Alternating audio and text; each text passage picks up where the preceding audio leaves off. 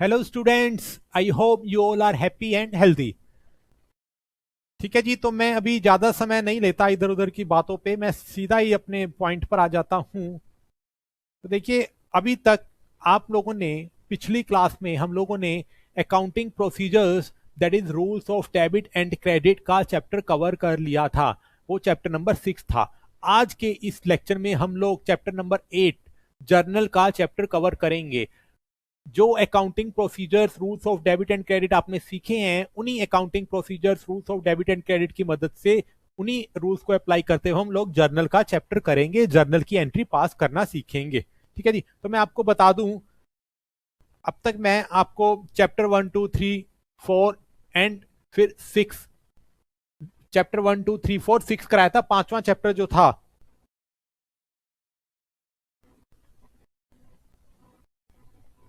Accounting equation, जो chapter number 5 था, वो मैंने आपको छुड़वा दिया है फिलहाल के लिए। उसको मैं अलग से स्टैंड अलोन बाद में कवर कर लूंगा। ठीक है जी।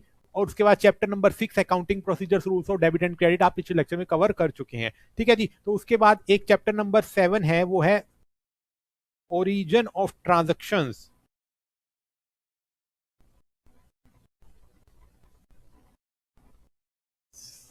Source source documents and preparation of vouchers.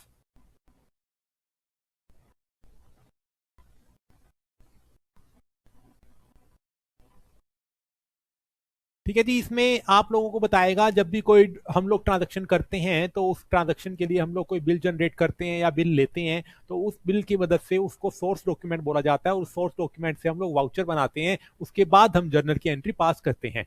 ठीक है जी। तो मैं आपको ये चैप्टर नंबर 7 है ना जी, ये चैप्टर नंबर 7, ये भी मैं आपको फिलहाल अभी कवर नहीं करा रहा। ये दोनों ही स्टैंड अलोन चैप्टर हैं, इनको अलग से कवर किया जा सकता है। ठीक है जी। तो अभी मैं आपको आपका ना फ्लो नहीं तोड़ना चाहता। मैं अभी अभी आपने पिछले लेक्चर में rules of debit and credit के सीखे हैं, डेबिट किसको करते हैं, पर्सनल अकाउंट क्या होते हैं, मॉडर्न अप्रोच क्या है, ट्रेडिशनल अप्रोच क्या है। बस उसी रूल्स को अप्लाई करते हुए हम लोग अपनी जर्नल बुक बनाना सीखेंगे। ठीक है जी। तो मैं इस फ्लो को नहीं तोड़ना चाहता, इसलिए मैं इस चैप्टर नंबर 7 को अभी नहीं कवर करा रहा, बाद में आपको मैं कवर करा दूंगा। ठीक है जी। तो मैं आपको याद दिला दूं, आपने चैप्टर नंबर 1 में अकाउंटिंग की पूरी प्रोसेस पढ़ी थी। अकाउंटिंग की प्रोसेस में सबसे पहले स्टेप पे आपने सीखा था कि अकाउंटिंग जो भी हम लोग अकाउंटिंग करते हैं, सबसे पहले हम आइडेंटिफाई करते हैं। क्या आइडेंटिफाई करते हैं, आप लोगों को याद होगा, हम लोग आइडेंटिफाई करते हैं जो भी मॉनिटरी नेचर की ट्रांजेक्शन होती है, उसको हम आइडेंटिफाई करते हैं। ठीक है जी। जो भी नॉन मॉनिटरी ट्रांजेक्शन है उसको साइड में कर देते हैं, मॉनिटरी नेचर की ट्रांजेक्शन को आइडेंटिफाई कर लेते हैं। ठीक है जी। मॉनिटरी नेचर की ट्रांजेक्शन को आइडेंटिफाई करने के बाद हम लोग क्या करते हैं, हम लोग मॉनिटरी नेचर की ट्रांजेक्शन को मेजर करते हैं। मेजर करके बताते हैं कि ये मॉनिटरी नेचर की जो भी ट्रांजेक्शन हुई है, 5,000, 10,000, 5 लाख, 10 लाख, कितने अमाउंट की हुई है। ठीक है जी। मेजर करने के बाद जो हमारा थर्ड स्टेप होता है, हम लोग थर्ड स्टेप में इसकी रिकॉर्डिंग करते हैं। ठीक है जी। रिकॉर्डिंग करते हैं, और जो ये रिकॉर्डिंग करते हैं हम लोग जर्नल बुक में ही करते हैं। तो हम ये आज तीसरा स्टेप जर्नल बुक बनाना ही सीख रहे हैं, rules of debit and credit सीखने के बाद। ठीक है जी। इसके बाद हम लोग क्या सीखेंगे, जर्नल के बाद हम जर्नल बुक की मदद से लेजर की बुक बनाते हैं। लेजर की बुक में हम जर्नल से एंट्रीज को पोस्ट करते हैं। ठीक है जी। जो भी हम जर्नल की बुक बनाएंगे, जर्नल से एंट्री को पोस्ट करेंगे लेजर की बुक में। ठीक है जी। वो आपका इसके बाद का टॉपिक रहेगा। आज की इस क्लास में हम लोग ये हमारा जर्नल बुक बनाना सीख रहे हैं। ठीक है जी। आपको मैं इसकी पहले थोड़ी सी थ्योरी पढ़वा देता हूं। ठीक है, फिर मैं आपको इसके प्रैक्टिकल्स पर ले चलूंगा। सबसे पहले तो यही चैप्टर की कवरेज में आपको दिखा देता हूं कि चैप्टर की कवरेज में हम लोग किस चैप्टर में क्या क्या कवर करने वाले हैं। हम देखेंगे जी जर्नल क्या है। ठीक है, जर्नल और सब जर्नल देखेंगे। जर्नल बुक जो हम कर रहे हैं, जर्नल बुक क्या है। फिर उसके बाद जर्नल, कई बार ट्रांजैक्शन बहुत ज्यादा होती हैं तो हम जर्नल से काम नहीं चलता, हम बहुत सब जर्नल बना लेते हैं, जर्नल को पार्ट्स में डिवाइड कर लेते हैं। फिर हम देखेंगे जी हमारे जर्नल की जो बुक है, इसके फीचर, कैरेक्टरिस्टिक्स, इसके एडवांटेजेस और लिमिटेशंस, और इसके स्टेप्स, क्या क्या स्टेप्स हम फॉलो करते हैं। ठीक है जी। फिर हम देखेंगे कि जर्नल का जो फॉर्मेट है, जो जर्नल की बुक बनाते हैं उसको फॉर्मेट क्या होता है, पहले कॉलम में क्या होता है, दूसरे कॉलम में क्या होता है, तीसरे कॉलम में क्या होता है, एंड सो ऑन। फिर हम देखेंगे जी रूल्स ऑफ डेबिट और क्रेडिट और जर्नलाइजिंग। यही रूल मैं आपको पिछले चैप्टर नंबर 6 में सिखा करके आया हूं, उसको थोड़ा सा रिवाइज करेंगे। ठीक है जी। फिर हम देखेंगे कुछ एक जर्नल बुक, जर्नल एंट्रीज हम जो बनाएंगे उसको कुछ एक एग्जांपल देखेंगे, बड़ी डीपली देखेंगे, मॉडर्न अप्रोच से भी देखेंगे और अपना ट्रेडिशनल अप्रोच से भी देखेंगे। ठीक है जी। फिर हम देखेंगे simple and compound entry. Simple entry क्या होती है, कंपाउंड एंट्री क्या होती है। ठीक है, फिर हम देखेंगे कुछ रजिस्ट्रेशन को कवर करेंगे। फिर हम देखेंगे कुछ स्पेशल एंट्रीज हैं, ये कुछ स्पेशल ट्रांजैक्शन के केसेस में जर्नल एंट्री कैसे पास होती हैं। तो ये टोटल मैंने 11 में क्लासिफाई किया हुआ है, प्लस 12 में इसके कुछ एडिशन आपको और दे सकता हूं जब मैं इस लेक्चर पर आऊंगा, तो कुछ एडिशनल इसका पार्ट हो सकता है। फिलहाल मैंने 11 में इसको कवर किया हुआ है। डिस्काउंट और रिबेट के केस में क्या एंट्री पास करेंगे, बैड डेट्स के केस में क्या एंट्री पास करेंगे। ठीक है जी। फिर हम देखेंगे बैड डेट्स रिकवर हो जाए तो क्या एंट्री पास करेंगे एंड सो एंड। फिर देखेंगे जब हमारे किसी फैक्ट्री के स्टॉक का, गुड्स का लॉस हो गया, फायर होगी, थेफ्ट हो गया, तो क्या एंट्री पास करेंगे। फिर हम ओपनिंग जर्नल एंट्री क्या होती है, शुरुआत में 1 अप्रैल को साल की शुरुआत में जर्नल एंट्री हम कैसे पास करते हैं, वो ओपनिंग जर्नल एंट्री देखेंगे। फिर वही MCQ, AR, practical, hot questions and so on सारी चीजें देख लेंगे, चैप्टर की रिवीजन भी करेंगे। ठीक है जी। आइए इसकी थ्योरी पढ़ते हैं। बड़ी सिंपल सी थ्योरी है जी। कहते हैं जी, once the economic events are identified and measured in financial terms, these are recorded in the books of accounts, that is journal, books of original entry, in monetary terms and in chronological order according to the principles of double entry system। वही उसी बात को कह रहा है जी। हम accounting की process में सबसे पहले हम हमारे जो भी इकोनॉमिक इवेंट्स हैं, मॉनिटरी इकोनॉमिक इवेंट्स और ट्रांजैक्शंस हैं, उनको सबसे पहले हम आइडेंटिफाई करेंगे कि कौन से मॉनिटरी हैं और कौन से नॉन मॉनिटरी हैं। जो नॉन मॉनिटरी हैं उसको साइड में कर देंगे। मॉनिटरी को आइडेंटिफाई करने के बाद हम उसको मेजर करेंगे। जो मॉनिटरी ट्रांजैक्शंस हैं वो कितने की हुई हैं, 5 लाख 10 लाख, उसका मेजरमेंट करेंगे। ठीक है जी। फिर उसके बाद हम लोग क्या करेंगे, उस मेजरमेंट करने के बाद हम उसकी जर्नल बुक में रिकॉर्डिंग करेंगे, जिसको जर्नल बुक को हम बुक ऑफ ओरिजिनल एंट्री भी बोलते हैं, क्योंकि सबसे पहले हम इसी बुक में एंट्री कर रहे हैं। ठीक है जी। सबसे पहले हम इसी बुक में एंट्री कर रहे हैं, इसलिए इसको बुक ऑफ ओरिजिनल एंट्री भी बोलते हैं। और मॉनिटरी टर्म्स में हम लोग रिकॉर्डिंग करते हैं। ठीक है जी। और रिकॉर्डिंग कैसे करेंगे, क्रोनोलॉजिकल ऑर्डर में रिकॉर्डिंग करेंगे। जो पहले ट्रांजैक्शन होगी उस ट्रांजैक्शन को पहले रिकॉर्ड करेंगे, जो बाद में हुई होगी उसको बाद में रिकॉर्ड करेंगे, और जो उसके बाद हुई होगी वो उसके बाद रिकॉर्ड करेंगे। ठीक है जी। क्रोनोलॉजिकल ऑर्डर में रिकॉर्ड करेंगे, डेट वाइज रिकॉर्ड करेंगे। और कैसे रिकॉर्ड करेंगे, according to the principles of double entry system, rules of debit and credit के जो हमने सीखे हैं पिछले चैप्टर में, उसी से हम लोग जर्नल एंट्री करते हैं। ठीक है जी। एक लाइन थी, लेकिन एक लाइन में इसने बहुत कुछ बता दिया। पहले हमारे को अकाउंटिंग की प्रोसेस के 2 स्टेप्स समझा दिए, फिर बता दिया जी जर्नल एंट्री को बुक ऑफ ओरिजिनल एंट्री भी बोलते हैं। फिर कहता है ये क्रोनोलॉजिकल स्टेप में होती है। फिर कहता है ये हमको करेंगे principles of double entry system के बेसिस पर करेंगे। तो इसने 5 चीजें बता दी इस एक लाइन में, बड़ी अच्छी लाइन इसने बताई है। फिर कहते हैं जी, after journalizing classification is done. जब हम जर्नल एंट्री पास कर देंगे तो जर्नल के बाद हम लोग इसको लेजर बुक में लेकर के जाते हैं। लेजर बुक्स में हम इसको क्लासिफाई करेंगे। ठीक है जी। लेजर अलग से बनाएंगे, परचेज का लेजर अलग कर देंगे, सेल्स का लेजर अलग कर देंगे, सेल्स रिटर्न का लेजर अलग कर देंगे, परचेज रिटर्न का लेजर अलग कर देंगे, कैश का लेजर अलग कर देंगे, बैंक का लेजर अलग कर देंगे, मशीनरी का लेजर अलग कर देंगे, फर्नीचर का लेजर अलग कर देंगे। सारे के सारे इसकी क्लासिफिकेशन कर देंगे। फिर है जी, classifying is the process of grouping of transactions or entries of one nature at one place. Here transactions recorded in journal are classified or posted in the book known as ledger। ठीक है जी। वही बात मैंने आपको बता दी है कि इसको क्लासिफाई करेंगे, अलग अलग लेजर में जर्नल एंट्री को क्लासिफाई करेंगे, इसको लेजर बुक बोलते हैं। कह रहे हैं जी, under ledger book separate accounts are opened for purchase, sales, debtor, creditors, expenses, income, etc. सबके लिए अलग से लेजर खोलेंगे। Journal is also called, journal के लिए जी उसने नाम बता दिया। जो जर्नल की बुक होती है उसको हम बेसिक बुक ऑफ अकाउंटिंग भी बोलते हैं, बुक ऑफ प्राइमरी एंट्री भी बोलते हैं, बुक ऑफ ओरिजिनल एंट्री भी बोलते हैं, और डे बुक भी बोलते हैं। ये सारे के सारे नाम जो हैं इसको जस्टिफाई कर रहे हैं, क्योंकि बेसिक बुक भी यही है जी, क्योंकि सबसे पहली एंट्री हम यही पास करते हैं। तो बुक ऑफ प्राइमरी एंट्री भी यही है, ओरिजिनल एंट्री भी की बुक भी यही है, और डे टू डे ट्रांजैक्शन हम जर्नल में पास करते हैं, इसलिए इसको डे बुक भी बोलते हैं। सारे के सारे नाम इसको बड़े ही अच्छे से क्लासिफाई, इसको एलोबोरेट कर रहे हैं इसको, इसलिए 4 नामों से भी बुला सकते हैं। ओके जी।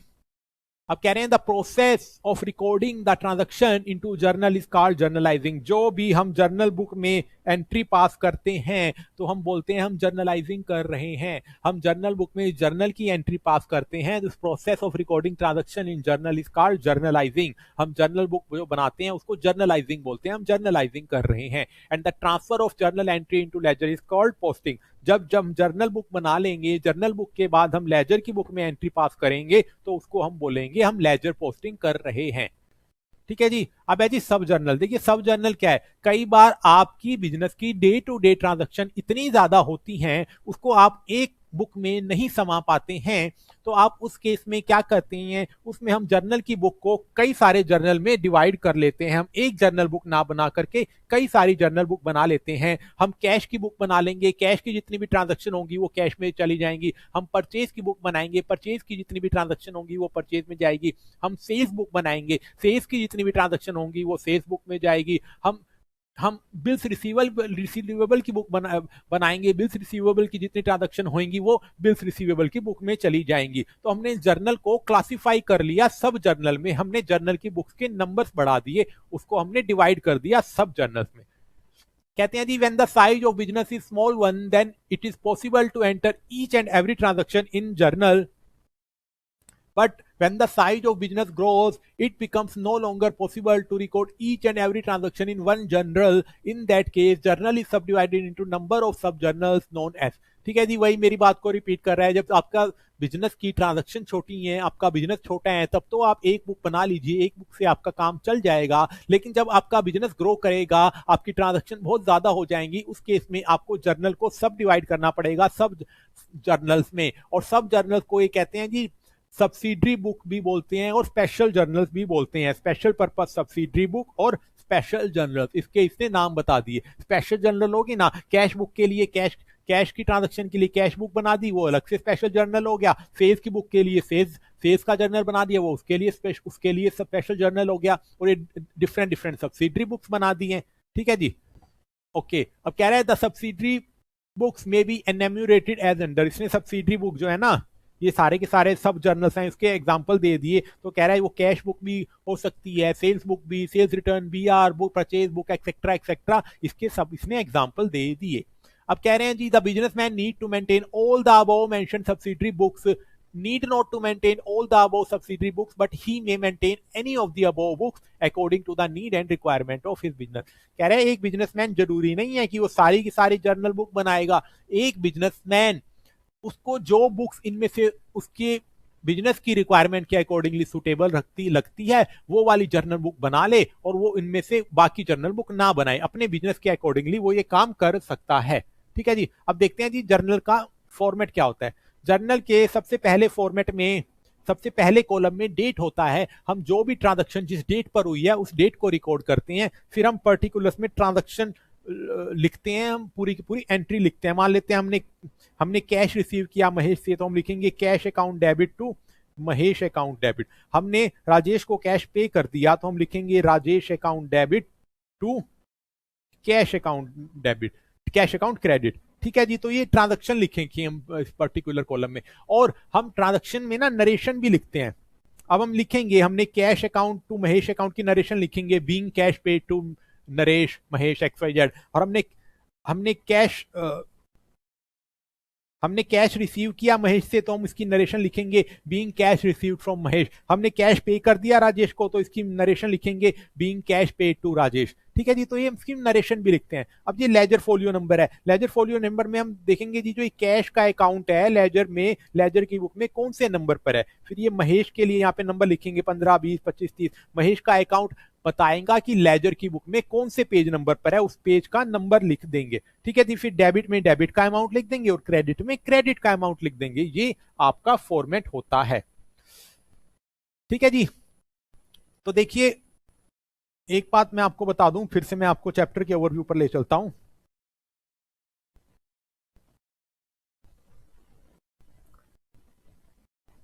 देखिए जो ये 3 टॉपिक है ना, फीचर्स और characteristics of journal, advantages and limitations of journal and steps in journalising, ये बड़ा ही थ्योरिटिकल टॉपिक है। ठीक है जी। हम काफी थ्योरी अब तक कर चुके हैं। मैंने आपको पहले 4 चैप्टर्स में मैंने आपको थ्योरी पढ़ाई थी। फिर छठे चैप्टर से मैंने आपको rules and debit and credit पढ़ाए हैं। अब देखिए ये जब हम प्रैक्टिकल चैप्टर्स पर आ गए हैं तब भी हम थ्योरी पढ़ने लग जाए ना, तो इसका कुछ अच्छी बात नहीं है। ये आप कौन से भी बुक पढ़ रहे होंगे, डीके गोयल सर की पढ़ रहे हैं, और TS ग्रेवाल सर की बुक पढ़ रहे हैं, तुलसीएन पढ़ रहे हैं, कुछ भी आप पढ़ रहे हैं, आप इसको प्लेन रीडिंग में समझ जाएंगे तीनों के तीनों टॉपिक। मुझे नहीं लगता मुझे इसको कवर कराने की जरूरत है। ठीक है जी। तो मैं थ्योरेटिकल थियोरिटिकल टॉपिक को कवर नहीं करा रहा हूं अपनी इन क्लासेस की सीरीज में।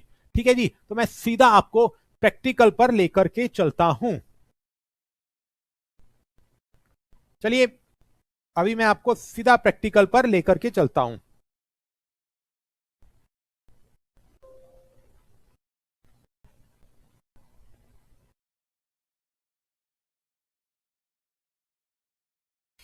ठीक है जी, तो ये एग्जाम्पल से हम स्टार्ट करते हैं। ये कुछ एक एग्जाम्पल्स को दे रहा है। एग्जाम्पल में वो डेबिट और क्रेडिट के नियम लगाते हुए हम लोग डेबिट और क्रेडिट की एंट्री करेंगे। एक बार इस एग्जाम्पल पर जाने से पहले मैं आपको एक बार फिर से rules of debit and credit जो मैंने आपको पिछले चैप्टर में पढ़ाया है, मैं उस पर लेकर के चलता हूं और उसको समराइज कर देता हूं।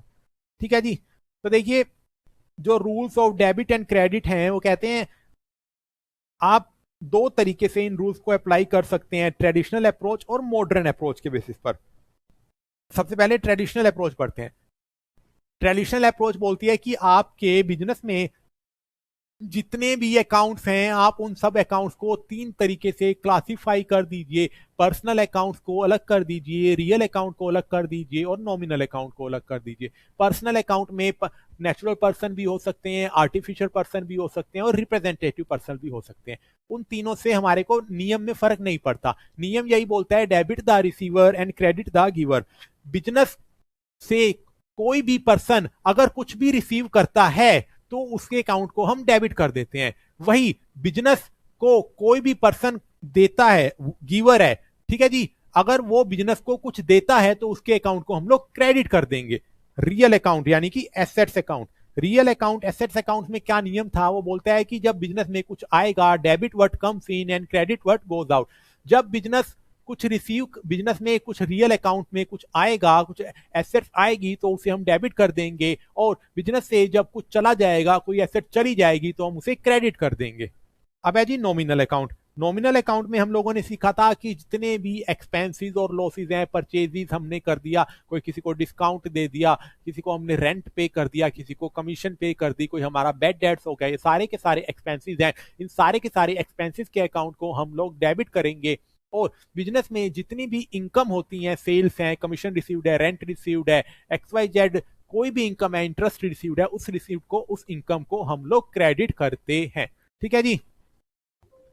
और मॉडर्न अप्रोच, मॉडर्न अप्रोच ने आपको सिखाया था, मॉडर्न अप्रोच बोलती है कि आप अपने अकाउंट्स को 5 भागों में क्लासिफाई कर दीजिए, assets, liabilities, capital, revenue and expenses. उसमें से ये CLR, इसका तो आपका क्रेडिट बैलेंस होता है, कैपिटल का, लायबिलिटी का और रिवेन्यू का क्रेडिट बैलेंस होता है। यानी कि जब जब ये लायबिलिटी, कैपिटल और रिवेन्यू आपके इंक्रीज होते हैं तो हम इसको क्रेडिट करते हैं।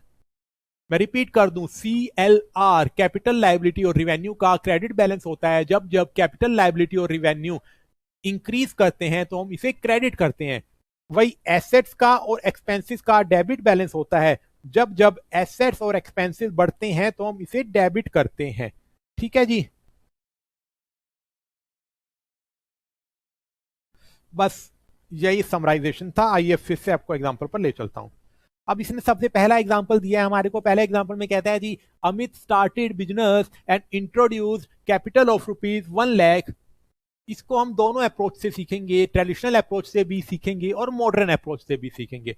कह रहे हैं जी अमित ने एक नया बिजनेस स्टार्ट करा, नया बिजनेस स्टार्ट करा और वो 1,00,000 रुपया अपने घर से कैपिटल के तौर पर ले आया और उसने बिजनेस को दे दिया। देखिए सेपरेट एंटिटी कॉन्सेप्ट में आपको फिर से यहां पर याद दिला दूं, separate entity concept. Separate entity concept बोलता है जी बिजनेस सेपरेट है, बिजनेस का ओनर सेपरेट है। अब यहाँ पे आप जितनी भी एंट्री पास कर रहे हैं, आपने हमेशा बिजनेस के एंगल से सोचते हुए एंट्री को पास करना है, बिजनेसमैन के एंगल से, बिजनेस के ओनर से एंगल से सोचते हुए आपने एंट्री पास नहीं करनी है। ठीक है जी। अब देखिए अमित बिजनेसमैन है, उसने कोई बिजनेस स्टार्ट करा, कुछ भी, उसने कुछ भी नाम रख लिया, मुझे फर्क नहीं पड़ता। अब उसने जब वो बिजनेस स्टार्ट करा तो बिजनेस में वो 1,00,000 रुपए की कैपिटल ले आया। ठीक है जी। अब देखिए हुआ क्या, बिजनेस के पर्सपेक्टिव से आप सोचेंगे ना तो क्या हुआ, बिजनेस के पास कैपिटल आ गई।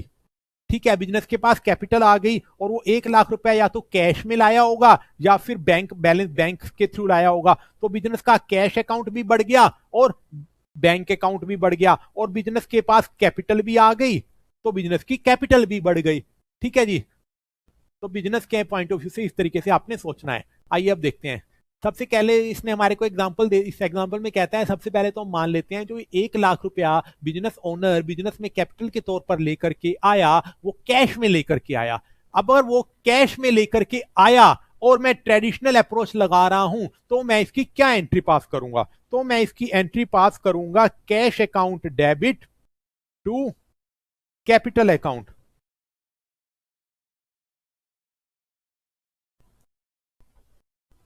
ठीक है जी, देखिए कैश अकाउंट क्या है? कैश अकाउंट बिजनेस के लिए एसेट है। ठीक है जी, और बिजनेस के लिए एसेट है यानी कि बिजनेस के लिए रियल अकाउंट है। रियल अकाउंट के लिए हमने ट्रेडिशनल अप्रोच में नियम पढ़ा था, डेबिट व्हाट कम्स इन। जब बिजनेस में 1 लाख रुपए का कैश आ गया तो हम ट्रेडिशनल अप्रोच लगाते हुए इसको डेबिट करेंगे, क्योंकि हमारी बिजनेस में एसेट बढ़ गई, हमारे लिए एसेट आ गया। ठीक है जी, डेबिट व्हाट कम्स इन का नियम लगाते हुए हम कैश को डेबिट करेंगे। ठीक है जी, क्योंकि बिजनेस के अंदर 1 लाख रुपए का कैश आ गया। ठीक है जी, अब बिजनेस के ओनर यानी कि अमित ने 1 लाख रुपए की कैपिटल ले आया। ठीक है जी, तो बिजनेस का ओनर जब भी बिजनेस में पैसा लाता है, गुड्स लाता है, कुछ एसेट लाता है, तो हम बिजनेस के ओनर के नाम से कभी भी अकाउंट नहीं बनाते हैं, हम कैपिटल के नाम से अकाउंट बनाते हैं। तो यहाँ पे हम अमित के नाम से अकाउंट नहीं बनाएंगे, हम कैपिटल का अकाउंट बनाएंगे। ठीक है जी, अब बिजनेस में क्या हुआ? ठीक है जी, कैपिटल कौन लेकर के आया? कैपिटल अमित लेकर के आया है, बिजनेस का ओनर लेकर के आया है। अमित कौन है? अमित यहाँ पे एक पर्सन है। ठीक है जी, और पर्सनल अकाउंट के लिए नियम क्या था? Credit the giver, credit the giver. ठीक है जी, तो अमित ने बिजनेस को 1 लाख रुपए की कैपिटल दी है।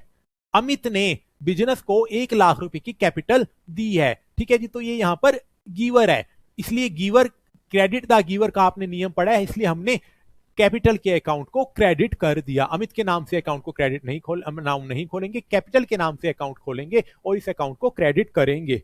ठीक है जी, क्रेडिट द गिवर का नियम लगाते हुए हमने अमित के अकाउंट को, कैपिटल के अकाउंट को क्रेडिट कर दिया। ठीक है जी, तो यही आपको बता रहा है जी, cash is debited being a real account, debit what comes in. Cash business में आ गया इसलिए हमने कैश को डेबिट कर दिया। Capital account is credited being a personal account, credit the giver. Capital के अकाउंट को क्रेडिट करेंगे क्योंकि कैपिटल का अकाउंट पर्सनल अकाउंट है, वो अमित का अकाउंट है और अमित ने बिजनेस को कैपिटल दी है, अमित यहाँ पर गिवर है, इसलिए कैपिटल के अकाउंट को क्रेडिट करेंगे। ठीक है जी, तो यही उसने एंट्री डाल दी, कैश अकाउंट डेबिट हो गया और कैपिटल का अकाउंट क्रेडिट हो गया 1 लाख रुपए से, 100K से। ठीक है जी, तो अब देखिए ये भी चीज आप अब यही समझ लीजिए, डेबिट और क्रेडिट कैसे करते हैं।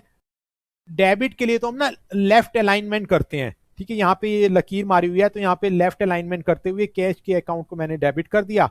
लेकिन जहाँ पे और यहाँ पे थोड़ा सा गैप में ना 8-10 वर्ड्स के गैप में, 8-10 अल्फाबेट के गैप में आप इसको dr. ऐसे डेबिट के तौर पर लिखते हैं। ठीक है जी, और क्रेडिट को हम लेफ्ट अलाइनमेंट नहीं करते हैं, यहाँ पे थोड़ा सा गैप देते हैं हम लोग। ये थोड़ा सा गैप देते हुए यहाँ पे हम क्रेडिट के अकाउंट को लिखते हैं, तो हमने टू कैपिटल अकाउंट इस तरीके से लिखेंगे और यहाँ पे क्रेडिट CR ऐसे लिखने की भी जरूरत नहीं है। ठीक है जी, ये कन्वेंशंस बिजनेस की चली आ रही हैं, सभी अकाउंटेंट इसको इस तरीके से फॉलो करते आ रहे हैं, इसलिए हम भी इसी कन्वेंशन को फॉलो करेंगे। ठीक है जी, अब यहाँ पे हम नरेशन और लिख देते हैं, नरेशन लिख देते हैं बीइंग कैपिटल इंट्रोड्यूस्ड। ठीक है जी, नरेशन भी इसी तरीके से स्टार्ट होती है, बीइंग वर्ड पहले लगाया जाता है, बीइंग कैपिटल इंट्रोड्यूस। ठीक है जी, बहुत से आज की डेट में बहुत से अकाउंटेंट या बहुत सी बुक ना इस कन्वेंशन को फॉलो नहीं करती, वो बीइंग वर्ड नहीं लगाती। तो आपकी मर्जी है, आप चाहे तो बीइंग वर्ड लगाएं नरेशन के लिए, बीइंग वर्ड चाहे ना लगाएं, लेकिन इस कन्वेंशन को आपको यूं ही फॉलो करना है। डेबिट के वर्ड को आपको लेफ्ट अलाइनमेंट करना है। ठीक है जी, ये मेरा लेफ्ट हैंड है, लेफ्ट अलाइनमेंट करना है। और जब आप क्रेडिट के लिए जो भी अकाउंट खोलेंगे उसको आपको लेफ्ट अलाइनमेंट नहीं करना है, थोड़ा सा गैप देना है और डेबिट के लिए ऐसे dr. लिखना है और कैपिटल के लिए CR. लिखना नहीं है। ठीक है जी, अब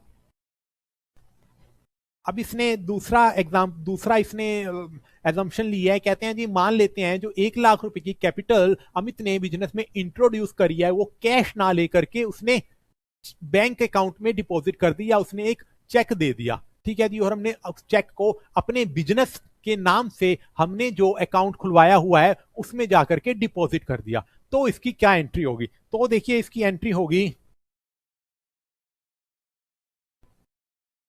bank account debit to capital account, ठीक है जी। देखिए कैश अकाउंट तो सिंपल था, रियल अकाउंट था, एसेट था, debit what comes in cash business में आ गया इसलिए उसको डेबिट कर दिया। लेकिन बैंक क्या है यहाँ पे? बैंक तो एक पर्सनल अकाउंट है। पर्सनल अकाउंट के लिए नियम होता है debit the receiver. Personal account के लिए नियम होता है डेबिट द रिसीवर। जो बिजनेस से कुछ कोई आदमी कोई पर्सन जो बिजनेस से रिसीव करता है उसके अकाउंट को हम लोग डेबिट करते हैं, ठीक है। तो बैंक ने यहाँ पर 1 लाख रुपया बिजनेस से रिसीव करा है। बैंक ने यहां से 1 लाख रुपया बिजनेस से रिसीव करा है। इस पॉइंट को थोड़ा सा समझिए। क्या हुआ? अमित लाया 1 लाख रुपए का चेक और उसने बिजनेस को दे दिया। अब बिजनेस ने क्या करा? बिजनेस ने वो चेक बैंक में डिपॉजिट करा दिया, यानी कि बिजनेस ने बैंक को ये पैसा दे दिया, यहां पर बैंक रिसीवर हो गया, ठीक है जी। बिजनेस अलग पर्सन है, बिजनेस अलग पर्सन है और बैंक अलग पर्सन है। अब बिजनेस के पास जो 1 लाख रुपए का चेक आया था उसने आगे बैंक को दे दिया, तो बैंक ने यहां पर 1 लाख रुपया 1 लाख का चेक रिसीव कर लिया और यहां पर बैंक यहां पर रिसीवर हो गया, इसलिए अब हम बैंक के अकाउंट को डेबिट करेंगे, ठीक है जी। और यहां पर ये कैपिटल यानी कैपिटल अकाउंट क्या, यानी कि अमित का पर्सनल अकाउंट, और अमित का पर्सनल अकाउंट क्या, यानी कि ये पर्सनल अकाउंट है। और ये यहां पर क्रेडिट द गिवर है, इसने बिजनेस को 1 लाख रुपए की कैपिटल दे दी, अमित ने बिजनेस को 1 लाख रुपए की कैपिटल दे दी, इसलिए हम इसके अकाउंट को अमित के अकाउंट को यहां पर क्रेडिट करेंगे, क्रेडिट द गिवर के नियम को लगाते हुए, ठीक है जी। अमित के नाम से अकाउंट नहीं खोलेंगे, हम कैपिटल के नाम से अकाउंट खोलेंगे। तो इसने वही बता दिया जी, bank account is debited being a personal account, debit the receiver and bank is the receiver of amount. Bank को अमाउंट मिल गया बिजनेस से, बैंक यहाँ पर रिसीवर हुआ, इसलिए हमने एक बैंक के अकाउंट को डेबिट कर दिया और कैपिटल के अकाउंट को हमने क्रेडिट कर दिया, क्योंकि यहाँ पर कैपिटल क्या, अमित का अकाउंट, अमित का अकाउंट क्या, किसी पर्सन का अकाउंट, पर्सनल का अकाउंट। अमित क्या है? अमित ने बिजनेस को कैपिटल दी है, अमित यहाँ पर गिवर है, ठीक है जी। तो मैंने एक ये नोट आपको अलग से दिया हुआ है क्योंकि कल को आपको याद रहे, आप भूल ना जाएं, इसलिए मैंने आपको ये नोट यहां पर अलग से दिया हुआ है। कह रहे हैं जी bank is a different person from business. Business मान लेते हैं, मैंने बिजनेस का नाम रखा था यहाँ पे डेक्स्टर इंग्लैंड। डेक्स्टर इंग्लैंड जो है एक अलग पर्सन है और मैंने बेजिस बैंक में चेक जमा करा दिया, एचडीएफसी बैंक, एसबीआई बैंक, वो दोनों के दोनों अलग पर्सन हैं, ठीक है जी। कह रहे हैं bank is a different person from business. When business deposited cash in bank, he bank is receiving cash from business, so he bank is the receiver and debit him because debit the receiver is the rule. वही कह रहा है जी, जब भी कोई cheque bank में जमा कराएगा या कोई कैश बैंक में जाकर के जमा कराएगा, तो यहां पर बैंक ने बिजनेस में पैसा जमा करा दिया, यहां पर बैंक ने रिसीव कर लिया, या तो चेक रिसीव कर लिया या तो कैश रिसीव कर लिया, तो बैंक यहां पर रिसीवर बन गया, इसलिए बिजनेस को इसके अकाउंट को डेबिट करना पड़ेगा क्योंकि इसने बिजनेस से 1 लाख रुपया कैश में ले लिया या कुछ चेक ले लिया, ठीक है जी। तो ये नोट आप अच्छे से पढ़िएगा, बड़ा इंपॉर्टेंट नोट है, आपके कंसेप्ट को डेवलप करने में ये नोट बड़ी ही मदद करेगा, ठीक है जी। ये तो थी जी, ओके, ये तो थी जी आपकी ट्रेडिशनल अप्रोच। अब आते हैं आपकी मॉडर्न अप्रोच। मॉडर्न अप्रोच में हम लोग क्या एंट्री पास करेंगे? मॉडर्न अप्रोच में, या अगर उसने कैश में आया होगा तो कैश अकाउंट लिख देंगे, अगर उसने बैंक के थ्रू उसने पैसा लाया होगा तो बैंक अकाउंट लिख देंगे, कैश अकाउंट या bank account debit to capital account. देखिए मॉडर्न अप्रोच बोलती है हमारे लिए पर्सनल इम्पर्सनल हमें मत समझाइए, हमारे लिए ना कुछ पर्सनल है ना कुछ इम्पर्सनल है, हमारे लिए तो कैश भी एसेट है और हमारे लिए बैंक भी एसेट है, और हमारे बिजनेस में जब एसेट बढ़ जाती है तो हम इसे डेबिट कर देते हैं, इसलिए चाहे आप कैश लेकर के आए हैं चाहे बैंक लेकर के आए हैं, मेरे लिए एसेट है, मैं इनको डेबिट करूंगा। तो इसलिए उसने कैश के अकाउंट या फिर बैंक के अकाउंट को डेबिट कर दिया। दूसरा, उसने कहा जी कैपिटल को मैं क्रेडिट करूंगा मॉडर्न अप्रोच के अकॉर्डिंगली, क्योंकि मॉडर्न अप्रोच कहती है जी कैपिटल का क्रेडिट बैलेंस होता है, यानी कि बिजनेस में जब जब कैपिटल बढ़ती है तो बिजनेस उसको क्रेडिट करता है। ठीक है जी, जब वो बिजनेस में 1 लाख रुपए की कैपिटल ले आया तो बिजनेस में कैपिटल बढ़ गई, बिजनेस कहता है जी मेरे सिर पे बोझ बढ़ गया, मैंने मेरी देनदारी बढ़ गई, मैंने बिजनेस के ओनर को 1 लाख रुपया देना है, मेरे लिए कैपिटल बढ़ गई, जो मेरी लाइबिलिटी है एक तरीके से कैपिटल का क्रेडिट बैलेंस है, तो लाइबिलिटी बढ़ने पर, कैपिटल बढ़ने पर मैं इसे क्रेडिट करता हूं, बिजनेस इसे क्रेडिट करता है, तो इसलिए इसने कैपिटल को क्रेडिट कर दिया। ठीक है जी, तो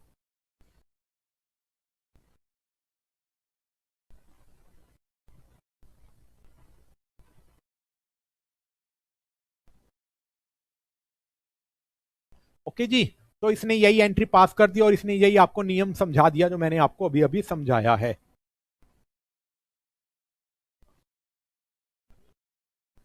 ओके, आइए देखते हैं अब हमारा नेक्स्ट एग्जांपल है।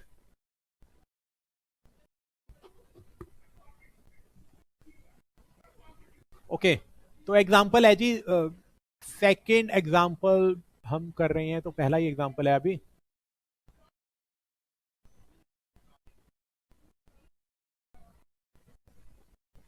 सेकंड एग्जांपल में बोल रहा है जी, purchased furniture for office from Raj furniture house, ₹10,000 paid by cheque और इन कैश।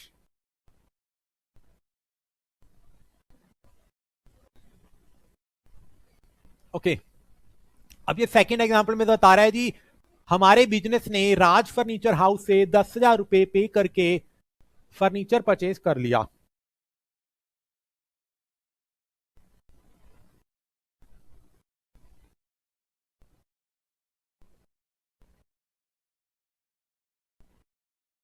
ठीक है जी, तो राज फर्नीचर हाउस से हमने फर्नीचर परचेज कर लिया और हमने उसको 10,000 रुपए पे कर दिए। या तो जब हमने उसको 10,000 रुपए पे करे हैं, या तो हमने उसको कैश में पे करे हैं या फिर चेक में पे करे हैं, दोनों तरीके की अप्रोच लगाते हुए हमें हमारी ये ट्रांजेक्शन बताओ। ठीक है जी, तो सबसे पहले हम पहला एज्यूम कर रहे हैं कि जो हमने 10,000 रुपए राज फर्नीचर हाउस को पैसा दिया है वो हमने कैश में पैसा दिया है। ठीक है जी, तो देखिए आप एक चीज फिर से आप समझ लीजिए, मैं आपको पहले ही बताया हूं, उसने राज फर्नीचर हाउस से फर्नीचर परचेज कराया, लेकिन जो उसने पेमेंट करी है या तो कैश में करी है या बैंक से करी है। जब वो उसको कैश या बैंक से पेमेंट करता है तो उसने किस पार्टी से परचेज किया है या किस पार्टी से सेल किया है, मुझे उस पार्टी से कुछ लेना देना नहीं है। मैं यहाँ पर कैश की ट्रांजेक्शन डालता हूं, मैं पार्टी के नाम से ट्रांजेक्शन नहीं डालता हूं। ठीक है जी, सबसे पहले हमने अज्यूम कर लिया कि 10,000 रुपए उसने कैश में पे करे हैं। तो देखिए जब उसने कैश में पे करे होंगे तो कैश उसकी जेब से चला गया, तो कैश जब चला गया तो जो चला जाता है रियल अकाउंट में हम उसको क्रेडिट करते हैं, इसलिए हमने कैश को यहाँ पर क्रेडिट करेंगे। दूसरा जी, उसने जब फर्नीचर परचेज किया तो फर्नीचर ओके अकाउंट को हम लोग डेबिट करेंगे। फर्नीचर क्योंकि हमारे लिए रियल अकाउंट है, फर्नीचर हमारी एक एसेट है, फर्नीचर हमारे लिए एक एसेट है और रियल अकाउंट है, और रियल अकाउंट का नियम बोलता है डेबिट व्हाट कम्स इन। तो फर्नीचर के अकाउंट को हम लोग डेबिट करेंगे क्योंकि फर्नीचर हमारे बिजनेस में हमारे पास आ गया। ठीक है जी, तो यही सिंपल सी अप्रोच है जी, इसमें तो कुछ ट्रेडिशनल अप्रोच में कुछ है नहीं, यही पॉइंट आपको ये समझा रहा है। आगे चलते हैं। आगे पहले इसका सपोज करते हैं कि या तो जब उसने पेमेंट जो करी है 10,000 रुपए की, उसने चेक से पेमेंट करी है, यानी कि उसके बैंक से पैसे चले गए। ठीक है जी, तब हम यहां पर जो एंट्री पास करेंगे, हमारी एंट्री रहेगी furniture account debit to bank account debit. देखिए फर्नीचर का अकाउंट तो डेबिट होगा। फर्नीचर का अकाउंट डेबिट क्यों हो गया? क्योंकि फर्नीचर हमारे लिए एसेट है, रियल अकाउंट है, फर्नीचर हमारे बिजनेस में आ गया, डेबिट व्हाट कम्स इन का नियम लगाते हुए हमने फर्नीचर के अकाउंट को क्रेडिट डेबिट कर दिया। लेकिन बैंक है जी हमारे लिए पर्सनल अकाउंट है, पर्सनल अकाउंट के लिए नियम होता है क्रेडिट द गिवर। यहां पर पैसा किसने दिया है? यहां पर पैसा बैंक ने दिया है बिजनेस को। ठीक है जी, और यहां पर बैंक ने पैसा दिया है बिजनेस को, 10,000 रुपए दिए हैं। यहाँ पे बैंक अलग पर्सन है, बिजनेस अलग पर्सन है। बैंक ने बिजनेस को 10,000 रुपया दिया है।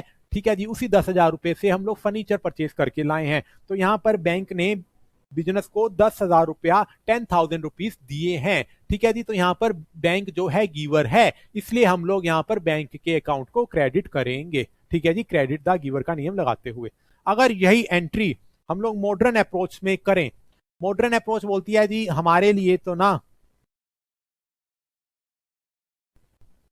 हमारे लिए तो कुछ फर्क नहीं पड़ता, हम लोग तो सीधा फर्नीचर के अकाउंट को डेबिट कर देंगे, या तो हम कैश के अकाउंट को क्रेडिट कर देंगे, या फिर हम लोग बैंक के अकाउंट को क्रेडिट कर देंगे। हमारे लिए ये दोनों की दोनों एसेट्स हैं। एसेट्स डिक्रीज होती है तो हम लोग क्रेडिट कर देते हैं। जब आपने उसको कैश से पेमेंट करी तब आपकी एसेट डिक्रीज हो गई, जब आपने उसको बैंक से पेमेंट करी होगी तो आपका बैंक का अकाउंट डिक्रीज हो गया, यानी कि आपकी एसेट डिक्रीज हो गई। इसलिए जब मेरी एसेट डिक्रीज होगी तो मैं इसके अकाउंट को क्रेडिट कर दिया।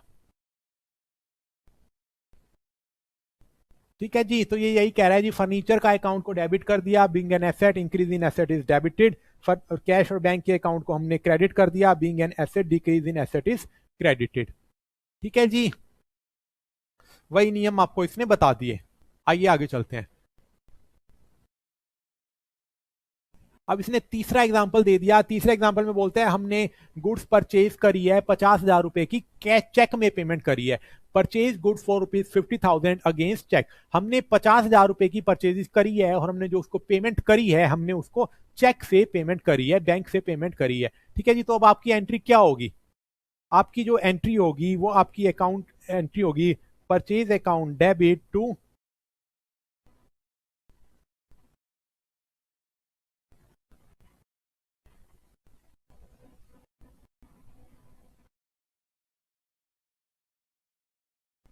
हमने बैंक से पेमेंट करी है तो हमारा एंट्री होगी purchase account debit to bank account, ₹50,000।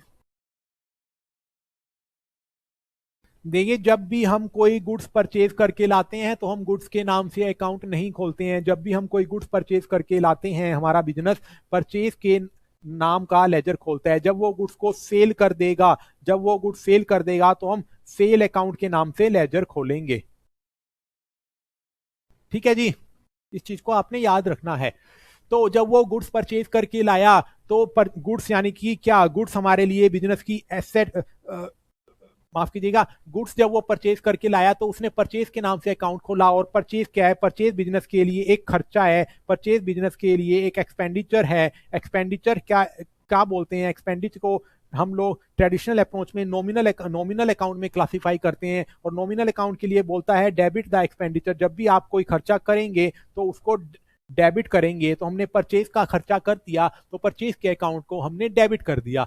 दूसरा जी, इसमें यहाँ पर पेमेंट किसने करी है? पेमेंट किसने करी है? बैंक ने पेमेंट करी है। बैंक यहाँ पर एक गिवर हो गया। बैंक ने बिजनेस को 50,000 रुपए दिए हैं, फिर वो 50,000 रुपए उसने आगे परचेजर को दिए हैं। ठीक है जी, जिससे वो गुड्स परचेज करके लाया है, आगे उसने परचेजर को 50,000 रुपए दे दिए। ठीक है जी, फिलहाल यहाँ पर 50,000 रुपए बिजनेस ने, बैंक ने बिजनेस को दिए हैं। तो यहाँ पर बैंक कौन है? गिवर है। 50,000 रुपए बैंक ने बिजनेस को दिए हैं तो यहाँ पर बैंक क्या है? गिवर है। इसलिए हम बैंक के अकाउंट को क्रेडिट करेंगे।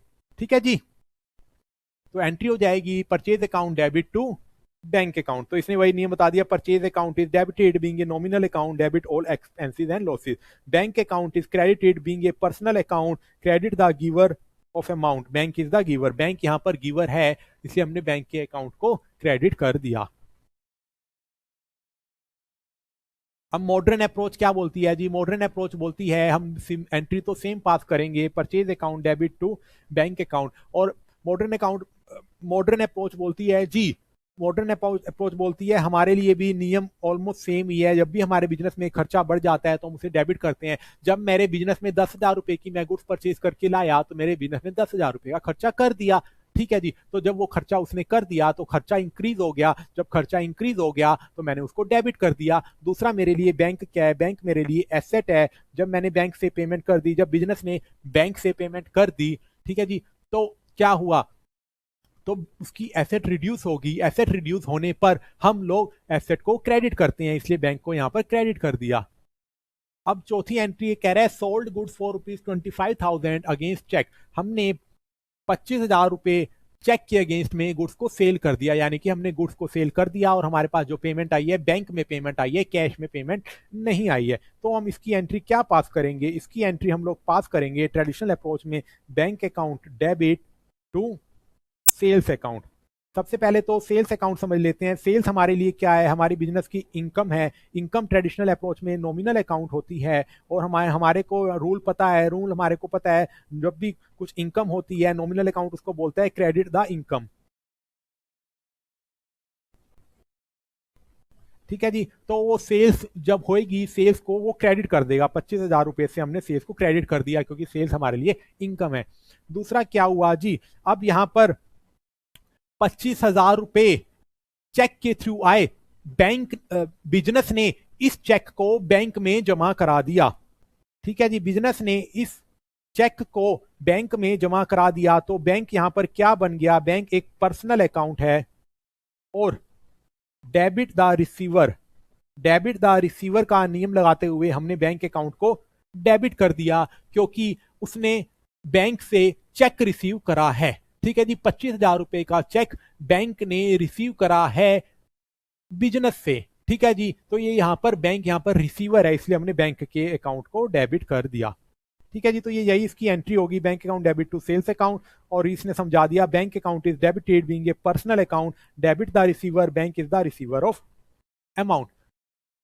ठीक है जी, बैंक ने अमाउंट रिसीव करा है, बैंक यहाँ पर रिसीवर है, इसलिए बैंक के अकाउंट को डेबिट कर दिया, सेल्स के अकाउंट को क्रेडिट कर दिया, क्योंकि यहाँ पर सेल्स नॉमिनल अकाउंट है, credit all income and gain. ठीक है जी, हमने इसको क्रेडिट। मॉडर्न अप्रोच बोलती है जी, बैंक मेरे लिए एसेट है, मेरी एसेट बढ़ गई तो मैंने इसलिए बैंक को डेबिट कर दिया। और मेरे लिए सेल क्या है? सेल मेरे लिए रिवेन्यू है, रिवेन्यू जब मेरा बढ़ जाएगा तो मैं इसे क्रेडिट करूंगा। जब मेरा एसेट बढ़ता है तो मैं उसे डेबिट करता हूँ, जब मेरा रिवेन्यू बढ़ता है तो मैं उसे क्रेडिट करता हूँ। वही सिंपल सा नियम इसने बता दिया, तो ये उसी नियम को डिफाइन कर रहा है। Bank account is debited being an asset account, increase in asset is debited. Sales account is credited being a revenue account, increase in revenue is credited. अब ये पांचवा एग्जांपल हमारे को समझा रहा है और कह रहा है, paid salary for ₹50,000 for the month of December 2024 to staff by cheque. हमने हमारे स्टाफ को दिसंबर 2024 की सैलरी चेक से पे करी है।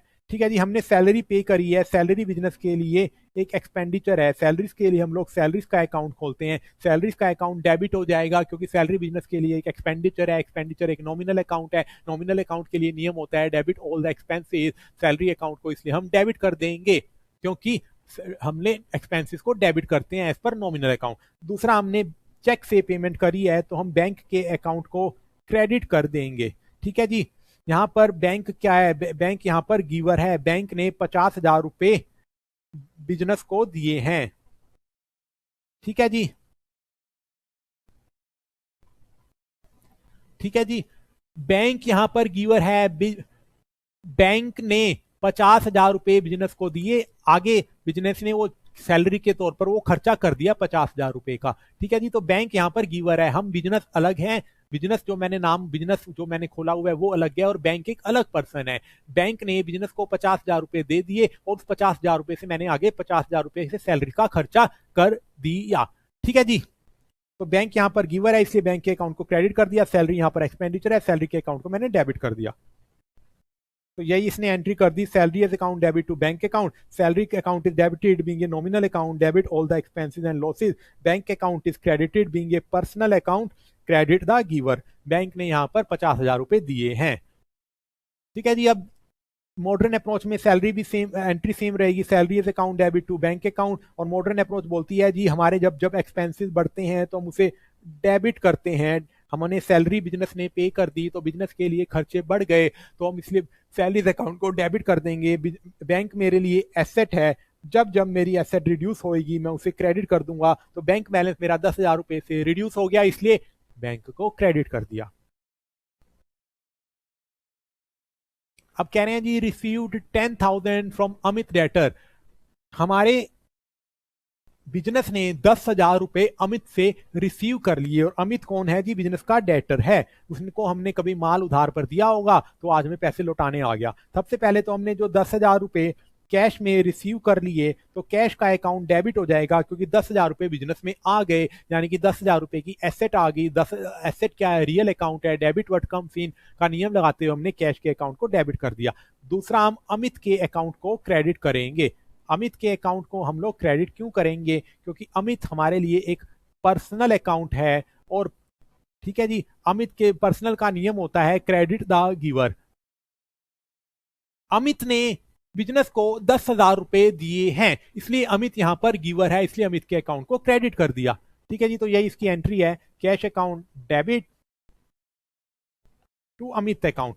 Cash account is debited being a real account, debit what comes in. Amit account is credited being a personal account, credit the giver. इसने business को 10,000 रुपए दिए हैं, इसलिए इसके अकाउंट को क्रेडिट करेंगे। अब मॉडर्न अप्रोच बोलती है जी हमारे लिए भी सेम नियम रहेगा, कैश अकाउंट डेबिट और बैंक अकाउंट डेबिट। अगर आपने पेमेंट कैश से रिसीव करी है तो कैश अकाउंट को डेबिट कर देंगे, अगर आपने बैंक से पेमेंट रिसीव करी है तो बैंक के अकाउंट को डेबिट कर देंगे और एंट्री में क्रेडिट अमित करेंगे। कैश और बैंक हमारे लिए एसेट्स है, ठीक है जी। कैश अकाउंट और बैंक अकाउंट हमारे बिजनेस के लिए एसेट्स है। जब मेरे बिजनेस में 10,000 रुपए आ गए, चाहे कैश से आए चाहे बैंक से आए, ठीक है जी, तो वो बिजनेस की एसेट्स इंक्रीज हो गई। बिजनेस की एसेट्स इंक्रीज हो गई, बिजनेस की एसेट्स जब इंक्रीज हो गई तो मैंने इसको डेबिट कर दिया। दूसरा जी, अमित क्या है? अमित भी बिजनेस के लिए एसेट है,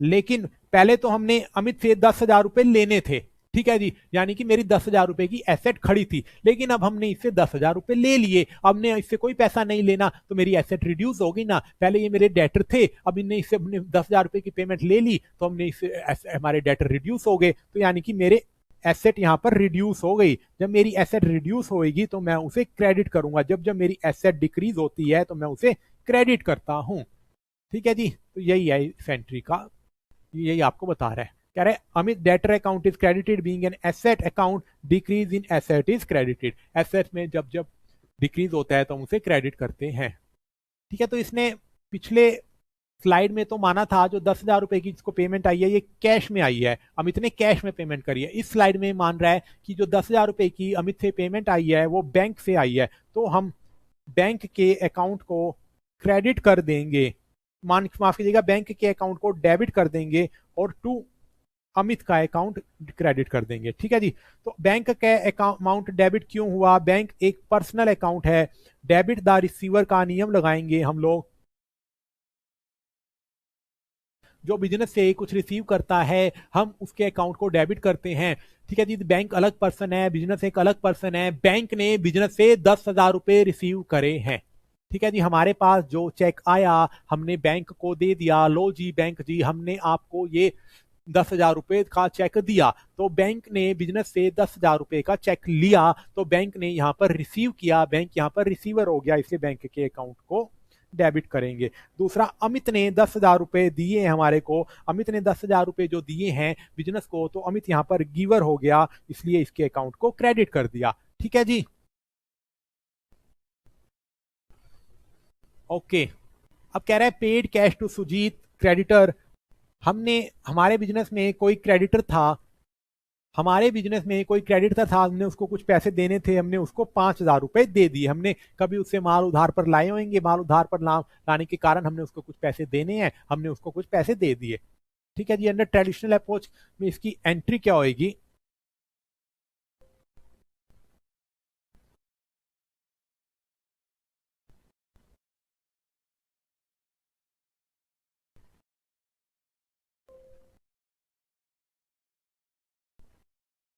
इसकी हमने सुजीत को पैसा दिया है ना, Sujit account debit to cash account debit, ठीक है जी। हमने सुजीत को 5,000 रुपए दे दिए, तो कैश अकाउंट को तो आप समझ पा रहे हैं, कैश बिजनेस के लिए एसेट है जो कि रियल अकाउंट है, ठीक है जी। कैश अकाउंट बिजनेस के लिए एसेट है, रियल अकाउंट है, कैश हमारे बिजनेस से चला गया, क्रेडिट वर्ड गोज आउट का नियम लगाते हुए हमने कैश को क्रेडिट कर दिया। दूसरा जी, सुजीत हमारे लिए पर्सनल अकाउंट है, सुजीत एक पर्सनल है, और पर्सनल अकाउंट के लिए हमारा नियम होता है डेबिट द रिसीवर। यहाँ पर सुजीत ने बिजनेस से 5,000 रुपए रिसीव करे हैं,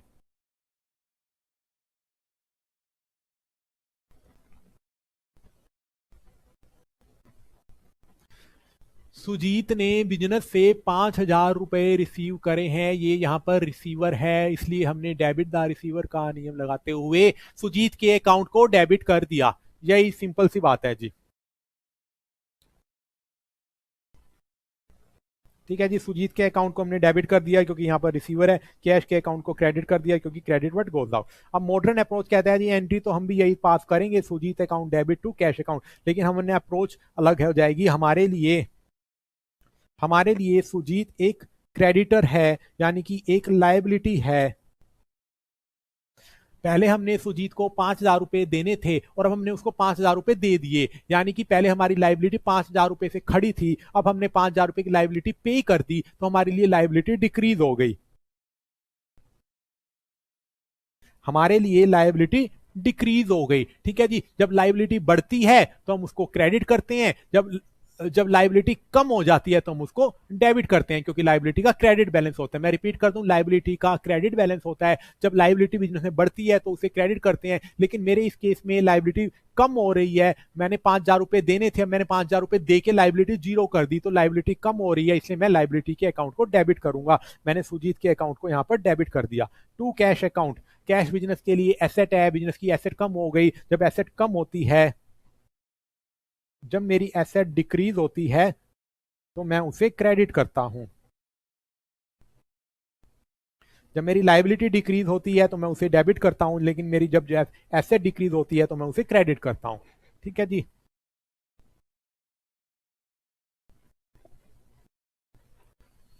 ओके, लगभग 51 मिनट हो गए हैं।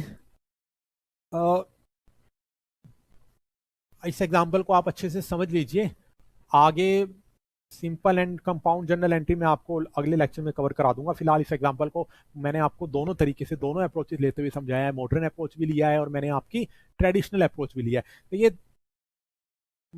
मैं आपसे उम्मीद करता हूं आप जैसे जैसे प्रैक्टिस करेंगे आपको ये एंट्रियां और अच्छे से समझ में आएंगी, तो आपको इतना दिमाग नहीं लगाना पड़ेगा ये नॉमिनल है, ये रियल है, डेबिट व्हाट कम्स इन, आप समझ के आ जाएंगे। अरे कैश आया डेबिट कर, कैश गया क्रेडिट कर, सेल्स हुआ क्रेडिट कर, कमीशन रिसीव हुई क्रेडिट कर, एक्सपेंडिचर किया परचेज किया डेबिट कर। ठीक है जी, डेटर से पैसा आ गया, ठीक है जी, तो उसके अकाउंट को क्रेडिट करो।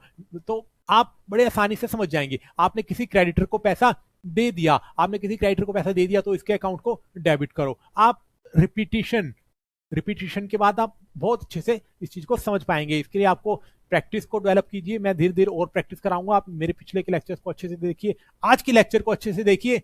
अभी मिलते हैं अगले लेक्चर में। अभी के लिए शुक्रिया, धन्यवाद।